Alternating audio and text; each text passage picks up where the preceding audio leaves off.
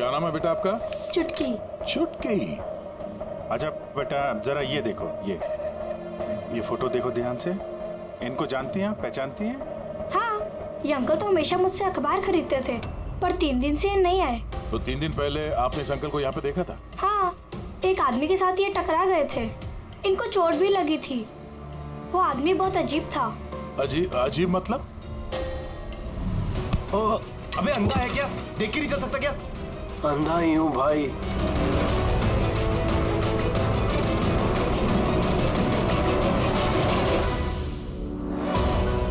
तो क्या हो गया यार? दर्द क्यों हो रहा है?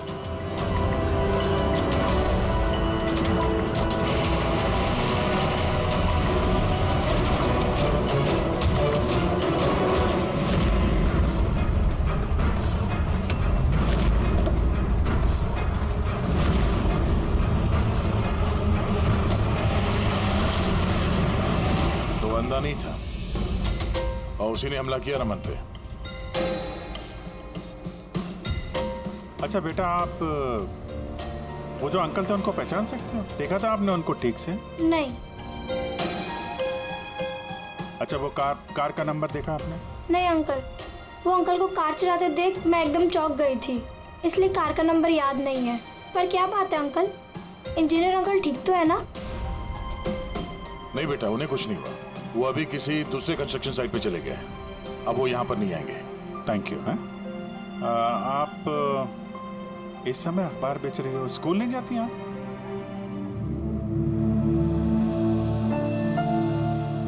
क्या बात है, हैं? स्कूल तो जाना चाहिए। आप कितनी इंटेलिजेंट लड़की हो। एक्चुअली हर बच्चे को स्कूल जाना चाहिए और आपको भी जाना चाहिए। पर स्कूल जाने के लिए बहुत सारे पैसे चाहिए ना अंकल, मेरे पास पैसे नहीं है। बेटा अगर आपको पैसे ना देना पड़े तो आप स्कूल जाएंगी? हाँ अंकल, जरूर जाऊंगी, मुझे पढ़ना है।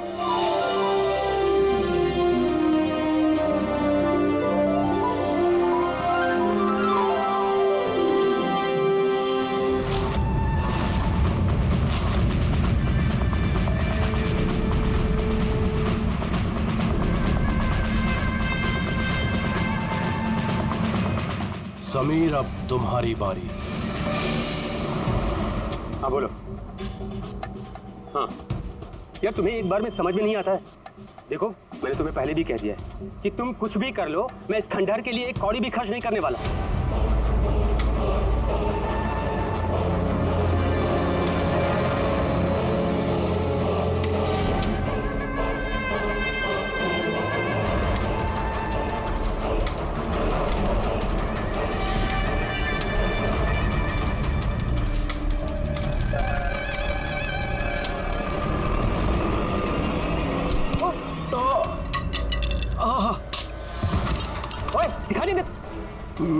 मेरी छड़ी।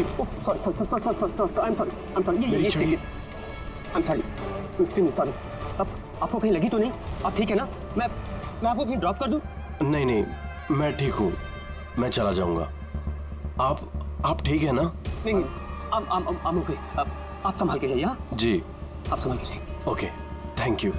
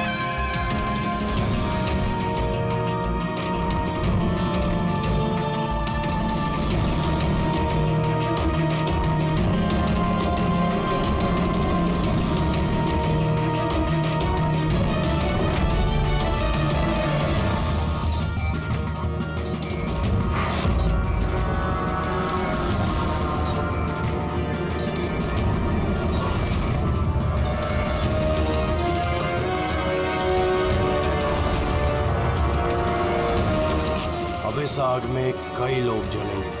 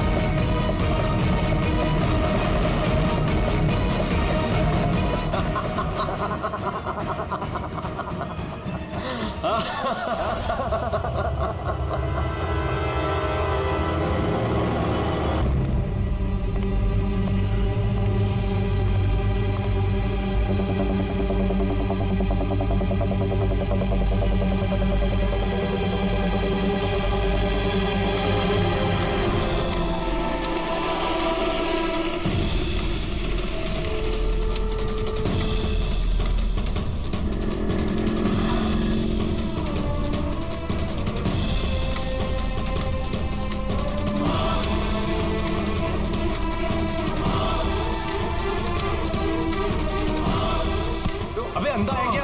देख के नहीं जा सकता क्या? अंधा ही हूँ भाई। अरे भाई सॉरी, मेरी छड़ी मुझे पता नहीं था। आपको ऐसे नहीं निकलना चाहिए, कहीं चोट लग जाएगी आपको। माफ करिए, पर मुझे ध्यान देना चाहिए। ठीक है, आराम से जाइएगा। जी जी। आप चले जाएंगे या मैं छोड़ के आऊँ? नहीं, मैं चला जाऊंगा। ठीक है, थैंक यू।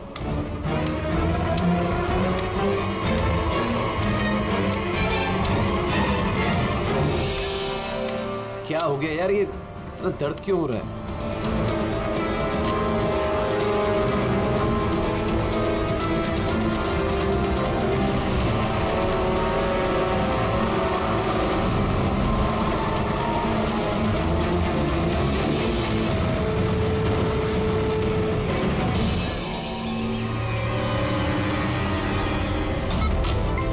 कुछ नहीं होगा रमन, तुम्हें कुछ नहीं होगा। होल्ड ऑन रमन, पैर पकड़ो।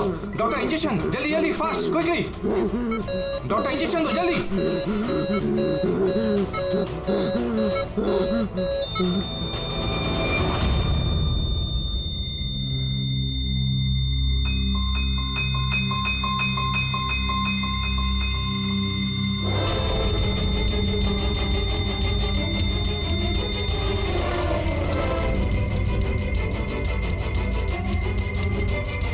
Oh my God, he's dead.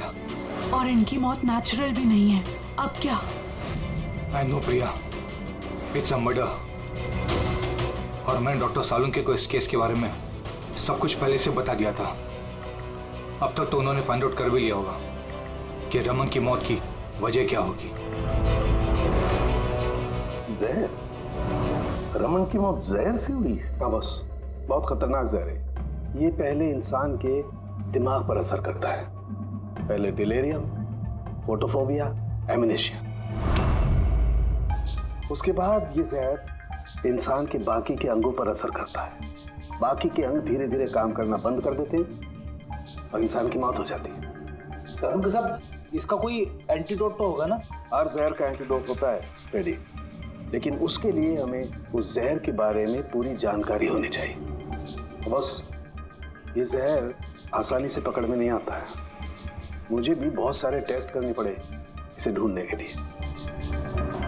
Sir, जहर दे के मारना एक अलग बात है, और ऐसा जहर देना जिससे इस तरह तड़प तड़प के मरे, ये जरा चौंकाने वाली बात नहीं लगती? लेकिन ये जो भी कोई है, ऐसी नफरत करता था रमन के साथ कि उसने उसे ऐसी खतरनाक मौत दे दी। समझ में नहीं आता कौन हो सकता है ये, कौन होगा? कोई भी हो सकता है सर। सर रमन को जुए की लत थी। क्रिकेट, रेस कोर्स, सट्टा, हर तरह का जुआ। और इसी चक्कर में वो 5 करोड़ के कर्जे में था। 5 करोड़? 5 करोड़? हाँ सर, उसको धमकी भरे मैसेजेस भी आए थे। उसके फोन रिकॉर्ड्स में ऐसे कई सारे मैसेजेस हैं जो उसको बुकीज और सट्टेबाजों ने भेजे। जी देखिए। सर हो सकता है इन्हीं में से किसी की धमकी सच साबित हो गई होगी। पता नहीं, तो जिस तरह से इसको मारा है सर, लगता तो नहीं है किसी बुकी का काम है। फिर भी इन्हें बुलाना तो पड़ेगा, शायद कुछ पता चल जाए। हाँ। Hello ACP Pradyuman. अच्छा ठीक है।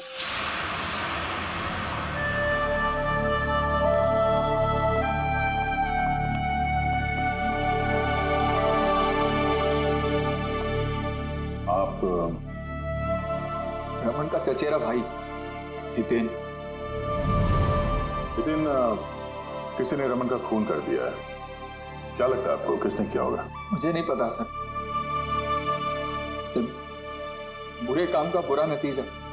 एक ना एक दिन तो ये सब होना ही था सर।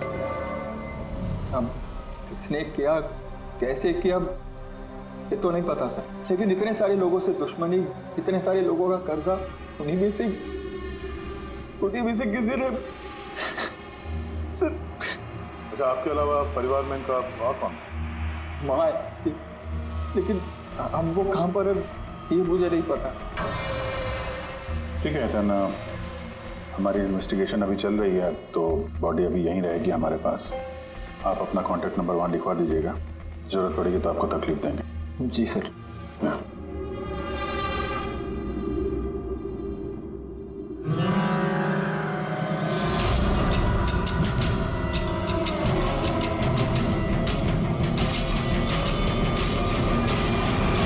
सबका उतना दुखी है नहीं जितना ही दिखा रहा है। हाँ, बॉडी ले जाने की जल्दी नहीं थी, जैसे ही बोला जाओ तो निकल गया। कोई पूछताछ नहीं कब मिलेगी बॉडी। गड़बड़ है, गड़बड़ है ये हितेन, बड़ी गड़बड़ है। ऐसे लग रहा था जिसे ये बात पक्की करने आया था कि रमन मरा है या नहीं। नजर रखो उस पर। रमन, रमन बेटा, रमन क्या हुआ बेटा? रमन। मैम, आप बेटा है मेरा रमन। माँ मैं इसकी वसुंधरा। बेटा क्या हुआ? मैं तो तेरा इंतजार करती रही कि तू आएगा और मुझे घर ले जाएगा एक दिन, पर तू तो इतना दूर चला गया बेटा। रमन। तो आप अपने बेटे रमन के साथ नहीं रहती थी? जी नहीं सर। आप? सर मेरा नाम मदन है। भगवान, मुझे क्यों बिठा रखा यहाँ पे? उठा लेता मुझे ही। संभालो अपने आप को। और कितना रोग इस नालायक के लिए। इसको अपनी करनी की सजा मिली है। नहीं बेटा, ऐसा मत कहो। चाहे जैसा भी था, बेटा था मेरा। क्यों, ऐसा क्या किया था इसने इनके साथ? इन्हें अपने ही घर से बाहर निकाल दिया, सड़क पर छोड़ दिया अकेले। ऐसा क्यों? बोला माँ बहुत कर्जा है, घर बेचना पड़ेगा और मेरा खर्चा भी नहीं उठा सकता, इसीलिए मुझे छोड़ दिया। और फिर क्या करती सर, ठीक से दिखाई नहीं देता। कहाँ जाती मैं? पड़ी रही फुटपाथ पे, भूखी प्यासी, बेघर बेसहारा।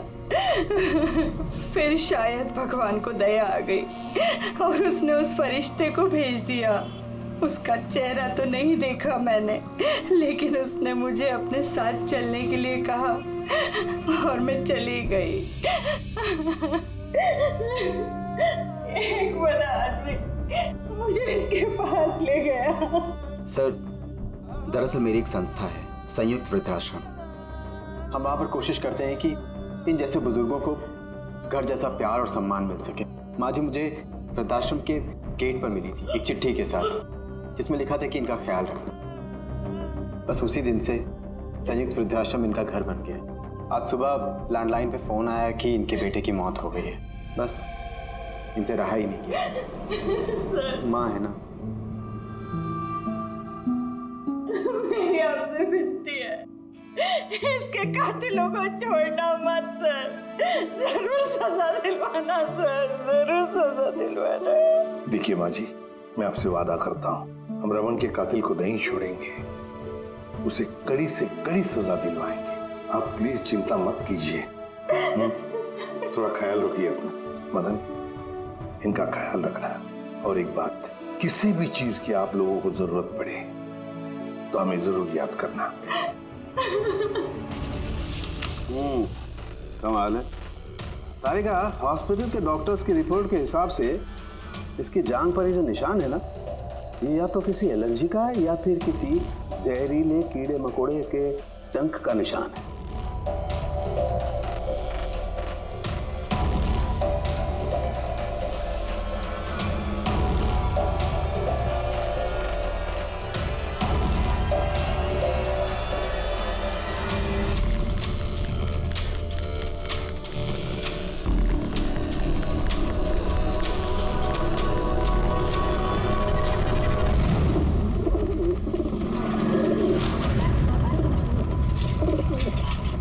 सर, इस हितेन की हरकतें ठीक नहीं लग रही है सर। ऐसे ऐसे लोगों के साथ उसका उठना बैठना है, उस पर शक करना बनता है सर। एक और बात है सर, कुछ समय पहले ये रमन ने उसे अपने घर से निकाल दिया था। अब रमन के मरने के बाद वो उसकी प्रॉपर्टी हड़प करने की कोशिश कर रहे थे।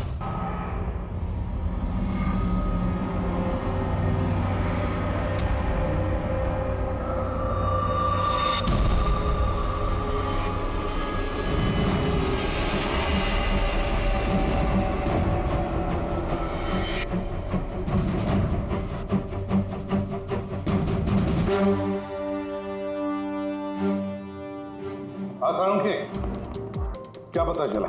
बस इस आदमी को जो जहर दिया गया ना, वो भी किसी पौधे से ही बनाया गया है। क्या? ये भी किसी पौधे से? हाँ बस, लेकिन ये कौन सा जहर है ये अभी तारिका पता कर रही है। इस जहर का नाम है रिकिनस कम्युनिस, और ये जहर पहले वाले जहर से भी बहुत ज्यादा तेज और खतरनाक है। रिकिनस? अब ये किसी पौधे का नाम है क्या? हाँ फ्रेडी, ये किसी पौधे का नाम है। और बॉस, ये कोई आम पौधा नहीं है, बहुत मुश्किल से मिलता है। और खूनी जो कोई भी हो बॉस, उसे पौधों के बारे में बड़ी अच्छी जानकारी है। हाँ, जानकारी तो होनी चाहिए पौधों के बारे में, तभी तो। लेकिन सर, इन हत्याओं की वजह क्या है? ना तो हमें रमन की हत्या का कारण पता है और ना समीर का, और दूर दूर तक इन दोनों का एक दूसरे से कोई संबंध ही नहीं है। सर, समीर और रमन के बीच में एक चीज तो कॉमन है। क्या? माय गॉड, तो ये है वो कड़ी जो समीर और रमन को जोड़ती है। तो क्या दोनों ने एक ही गलती की? जी सर, रमन की तरह समीर ने भी अपने बूढ़े और कैंसर पेशेंट पिता को घर से निकाल दिया था। हमने उनके बारे में छानबीन की और एक ऐसे शख्स से मिले जिन्होंने समीर के पिता को ढूंढने में मदद भी की और इस केस को एक नया मोड़ दिया। कौन है वो? सर, डॉक्टर दिनेश है। Hello sir. कैंसर सेंटर के चोड़ी। समीर के पिताजी का इलाज यही कर रहे थे। डॉक्टर दिनेश, सर एक बात समझाइए। समीर ने अपने पिताजी को घर से बाहर निकाला था, तो फिर ये समीर के पिताजी आपके यहाँ कैसे पहुंचे, आपके कैंसर सेंटर में? किसी ने उन्हें हॉस्पिटल पहुंचा दिया था। मैं हॉस्पिटल पहुंचा ही था जब मैंने इनको देखा। ये चेयर पे बैठ के कुछ बड़बड़ा रहे थे, हाथ में लिफाफा था। मैंने पूछा कि कौन है, लेकिन इनको कुछ याद नहीं था। मैंने उनके हाथ से लिफाफा लिया। पैसों के अलावा उसमें एक चिट्ठी भी थी। उसमें लिखा था कि इनको कैंसर है और हम इनको अपने यहाँ एडमिट करके इलाज शुरू करें। एडमिशन के लिए डिपॉजिट की रकम लिफाफे में है और इलाज के पैसे भी हॉस्पिटल के अकाउंट में ट्रांसफर हो जाएंगे। उनकी उम्र और हालत को देखकर मैंने उनको एडमिट तो कर लिया, पर मुझे चिंता थी अगर पैसे ना मिले तो लेकिन भगवान का शुक्र है अगले ही दिन इलाज के पूरे पैसे 10 लाख रुपए हॉस्पिटल के अकाउंट में ट्रांसफर हो गए थे। 10 लाख रुपए किसने ट्रांसफर किए? सर 100% खूनी ने दिए होंगे। सर बैंक डिटेल से पता चल जाएगा। पता चल गया एक्चुअली पैसे समीर की वाइफ रत्ना ने दिए थे सर। ये सब मेरी गलती है सर। मेरी वजह से समीर की जान चली गई। मैंने ही उसे उकसाया था।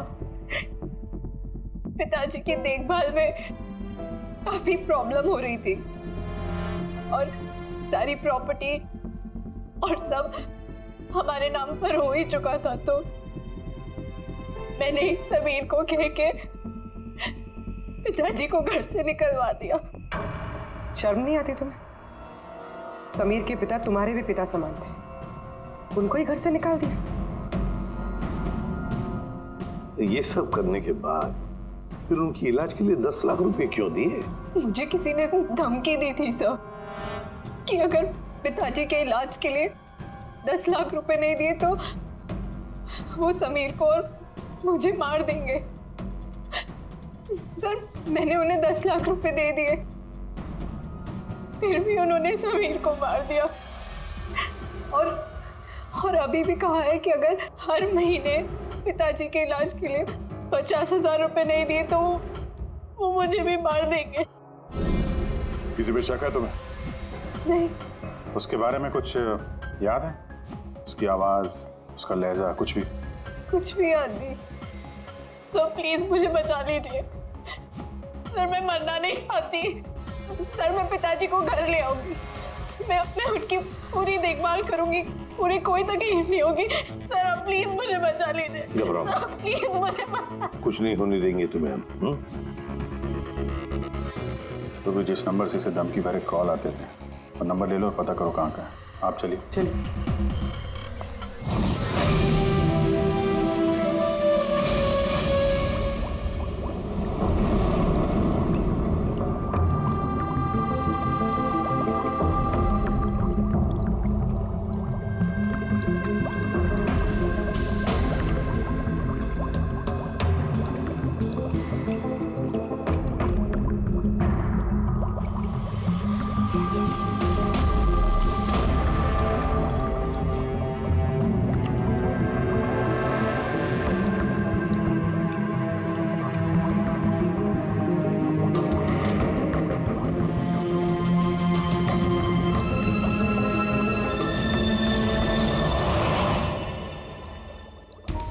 सर हमने इतने सारे एंटीडोट्स बना लिए, लेकिन इसकी क्या गारंटी है कि खूनी इन्हीं में से किसी जहर का इस्तेमाल करेगा? अब कुछ भी हो जाए, हम खूनी का दिमाग तो नहीं पढ़ सकते ना। तुम्हारी बात बिल्कुल ठीक है तारिका, लेकिन एक बात समझो, खूनी इन पौधों का जहर निकाल करके इस्तेमाल कर रहा है। इन पौधों का पहले से भी ज्यादा तेज हर बार, तो हमें हमेशा चौकन्ना रहना पड़ेगा। पता नहीं वो अगली बार कौन से पौधे का जहर किस पर इस्तेमाल करेगा। पता नहीं किस पर, कब, कहां, कैसे, किस पौधे का, पता नहीं।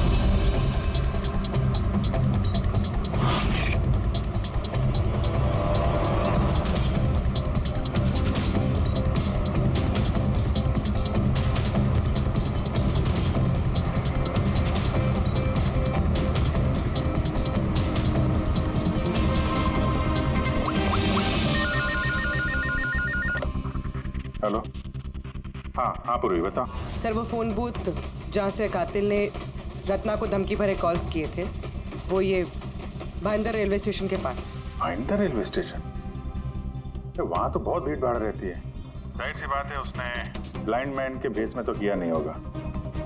बड़ा मुश्किल है पता लगाना। सर किसी को कुछ पता तो नहीं है, लेकिन एक खास बात यह है कि ये कॉल्स सुबह 11 से 12 के बीच किए गए हैं और रेलवे स्टेशन के पास एक बस स्टैंड भी है जहाँ से बस जाती है पुणे। बस स्टैंड भी पास में ही है, तो ट्रेन से भी जा सकता है और बस से भी। चलो कोई बात नहीं, देखते हैं। भाईंदर, इसका मतलब कि खूनी मुंबई से ही है और सिर्फ समीर का खून करने के लिए पुणे गया था। तो पुणे वो ट्रेन से गया होगा या फिर बस से या फिर कोई प्राइवेट गाड़ी या फिर खुद की गाड़ी से? वही तो सर, खूनी को पता था कि हम लोग रत्ना तक पहुंच जाएंगे, पर ये कॉल वाली बात खुलेगी, इसलिए वो हमें गुमराह कर रहा है सर। खेल खेल रहा है हमारे साथ। हाँ, खेल खेल रहा है। मगर सर हम लोग खूनी तक पहुंचेंगे कैसे? हमारे पास उसके खिलाफ तो कोई इंफॉर्मेशन है ही नहीं, और हमें यह भी नहीं पता है कि उसका अगला शिकार कौन होने वाला है। पंकज, इससे पहले कि खूनी अपने शिकार तक पहुंचे, हम शिकार उसके सामने डाल देंगे। ये घटना आज सुबह 10 बजे की है। मुंबई के गोरेगांव रेलवे स्टेशन पर एक बुजुर्ग ने रेल के नीचे आकर अपनी जान देने की कोशिश की। वहां मौजूद लोगों ने उन्हें बचा लिया। आइए जानते हैं कि आखिर वो क्या वजह है जिसने एक बुजुर्ग को ये करने पर मजबूर कर दिया। क्यों पकड़ के रखा हुआ? छोड़ दो मुझे, मैं नहीं जीना चाहता हूँ। क्या करूँगा मैं जी करके? लेकिन आपके साथ हुआ क्या है? आखिर आप क्यों मरना चाहते हैं? क्या हुआ? तेरे साथ क्या हुआ? मुझे मेरे एकलौते बेटे ने घर से बाहर निकाल दिया धक्के दे करके। मैंने अपने बच्चे को इतने प्यार से पाला पोसा और उसने मुझे घर से बाहर निकाल दिया। ये तो बड़े दुख की बात है। आखिर क्या हो गया हमारी आजकल की पीढ़ी को? आपका बेटा करता क्या है? क्या करता है? स्कूल जाता है। टीचर है? नहीं, पढ़ता है, स्कूल में पढ़ता है। अभी 8 साल का ही तो है। जी क्या कहा आपने? क्या कहा मैंने? आपका बेटा कितने साल का है? कितने साल का है? आपने कहा 8 साल का है। मेरा बेटा 8 साल का है, उसने मुझे घर से बाहर निकाल दिया। मर जाऊंगा मेरे। सुना आपने? इनका दावा है कि इनके 8 साल के बेटे ने इनको घर से बाहर निकाल दिया। आखिर क्या वजह है? कौन है ये 8 साल का बच्चा? रेल की पटरी पर जान देने की कोशिश करने वाले बुजुर्ग के 8 साल के बेटे का पता चल गया है। वो दरअसल 33 साल का सॉफ्टवेयर इंजीनियर है। बुजुर्ग की दिमागी हालत ठीक नहीं है, इसलिए अब भी वो उसे 8 साल का बच्चा ही समझते हैं। उनका बेटा अमेरिका में रहता है और उसने उन्हें घर से बाहर निकाल दिया है। उसके बाद ही बुजुर्गों ने अपनी जान देने की कोशिश की। आइए उनके बेटे से ही पूछते कि उन्होंने आखिर ऐसा क्यों किया। सर एक सवाल सर, क्या ये सच है कि आपने अपने पिताजी को घर से बाहर निकाल दिया है? हाँ ये सच है। सर आखिर आपने ऐसा क्यों किया? आपको एक बार भी बुरा नहीं लगा? हाँ निकाला मैंने, और बुरा भी नहीं लगा। आप जानते हैं इनको? आपने कभी झेला इनको अल्जाइमर्स की बीमारी है। मैं पागल हो गया उनका ख्याल रखते रखते। मेरी खुद की एक लाइफ है, मेरी वाइफ है, मेरी फैमिली है। मैं क्या करूं? कब तक पैसे दे के इनका ट्रीटमेंट का काम कराते रहूं मैं? पैसे नहीं है मेरे पास, सब खत्म हो गया। अरे यहाँ से, अरे छोड़ दो मेरा पीछा, मेरे दूर चले जाओ मुझसे। परेशान हो गया आपसे मैं। ये तमाशा देखो खड़ा कर दिया। खुश हो गए? चले जाओ, मुझे छोड़ गए यार। सर कभी आप भी तो छोटे थे ना। इन्होंने आपको पाल पोस के बड़ा किया, इस लायक बनाया, और आपने इन्हें घर से ही बाहर निकाल दिया। तुमको बहुत प्यार आ रहा है? हाँ? जा अडॉप्ट कर ले जाके। दिमाग खराब मत करो मेरा। तुमको जो करना था ना तुमने आके कर लिया बवाल खड़ा। प्यार भी मिल गई ना तुमको, पैसे कमा लिए ना। हटो यहाँ से। तो देखा आपने कि किस तरह एक लड़के ने अपने बाप को घर से बाहर निकाल दिया। अब ये बेचारे बुजुर्ग कहाँ जाएंगे, किसके सारे जाएंगे? इन्होंने अपनी सारी पूंजी अपने लड़के पे लगा दी, और आज इनके लड़के ने इनको घर से बाहर निकाल दिया।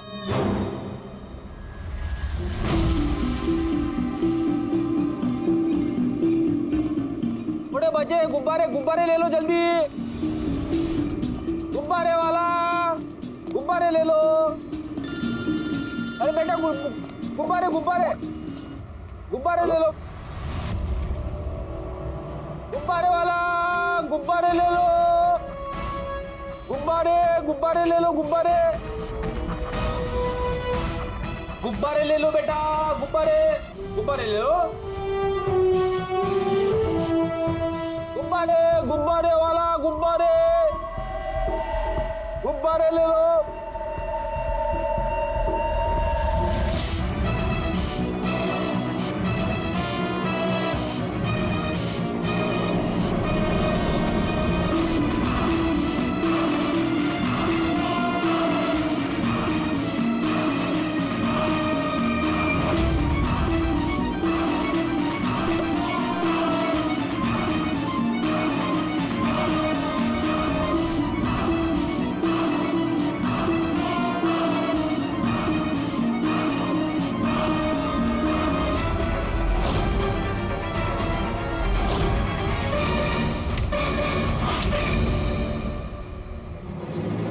सर एक अंधा बिल्डिंग की तरफ आ रहा है।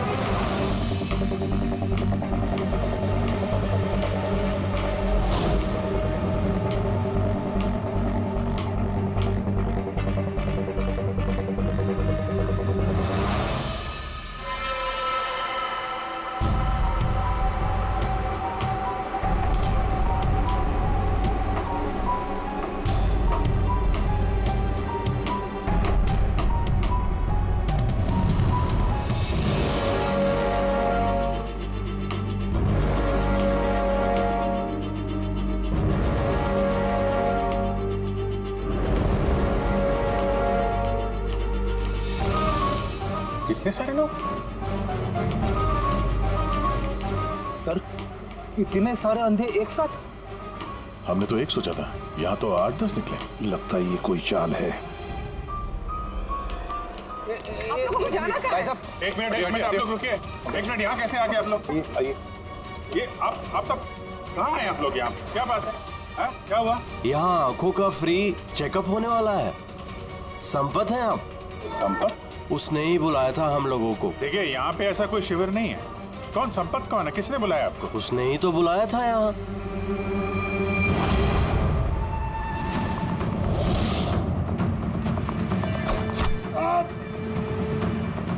पंकज! पंकज! क्या हुआ? पंकज! वो रहा। पकड़ो उसे। छोड़ना नहीं।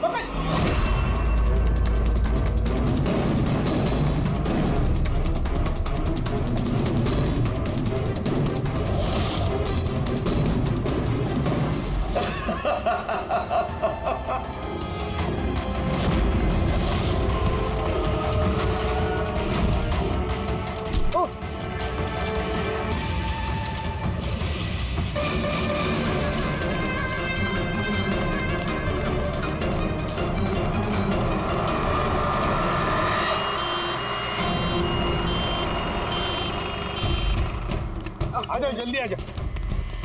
पंकज, तुझे कुछ नहीं होगा। पंकज, इसे एम्बुलेंस में लेके चलो।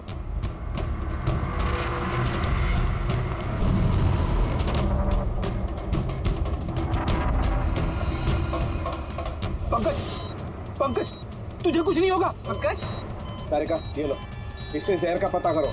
अगर जहर का पता नहीं चला तो हम एंटीडोट नहीं दे पाएंगे। सुन रहे हो तुम? सुना नहीं है पंकज, आखिर बंद मत होने देना। आदेश, हमारे पास इसका एंटीडोट हो, वरना हमें इसे हॉस्पिटल ले जाना पड़ेगा। एंड आई एम श्योर ये वाला जहर पहले वाले जहर से बहुत ज्यादा स्ट्रॉन्ग है। तारिका, एक काम करो, नेशनल बायो सेंटर को फोन करो और उसे लाइन पर रखो।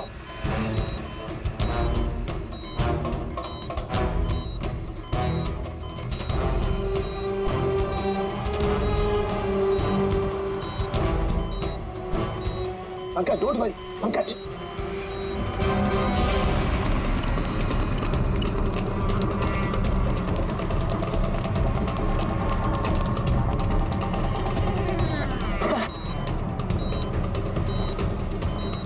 ओह माय गॉड, ये नहीं हो सकता है। और सूत्र तो जहर ही बदल दिया। लेकिन सर, हमारे पास इतने सारे एंटीडोट है, कोई ना कोई तो काम करेगा ना। कोई काम नहीं करेगा बॉस, ये पौधे का जहर ही नहीं है, उसने जहर बिल्कुल बदल दिया है। अब क्या होगा साहब? करना कुछ यार।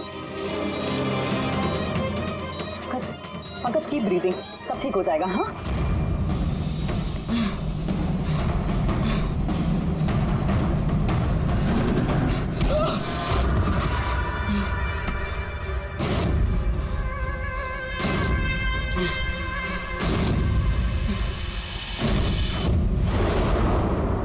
सर, मेरा नाम मदन है।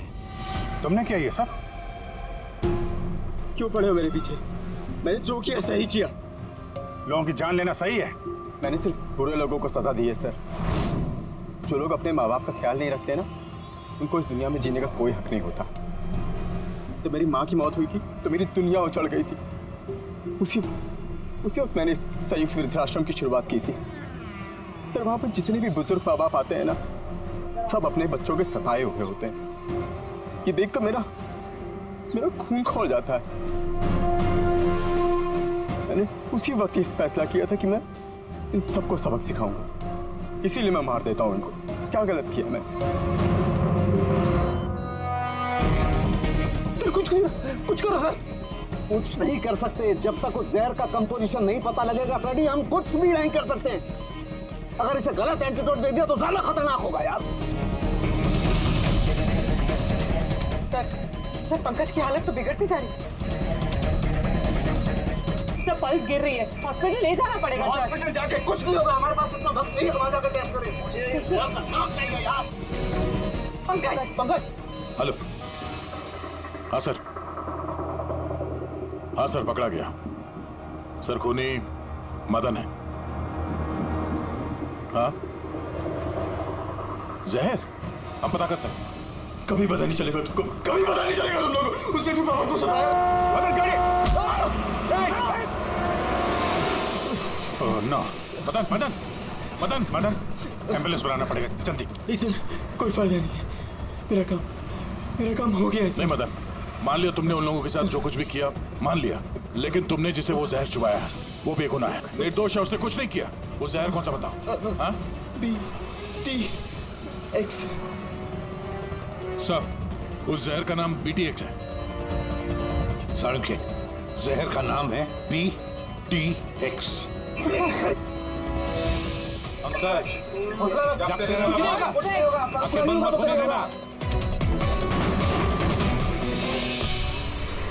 मदन, बस हो गया। You'll be all right। बस अब पंकज को कुछ नहीं हो सकता है, कुछ भी नहीं।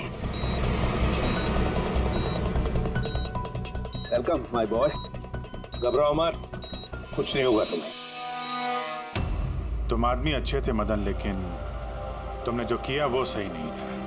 ये तो चला गया अभिजीत, तो चाहे कुछ भी हो जाए, इसका वो वृद्धाश्रम बंद नहीं होने देंगे।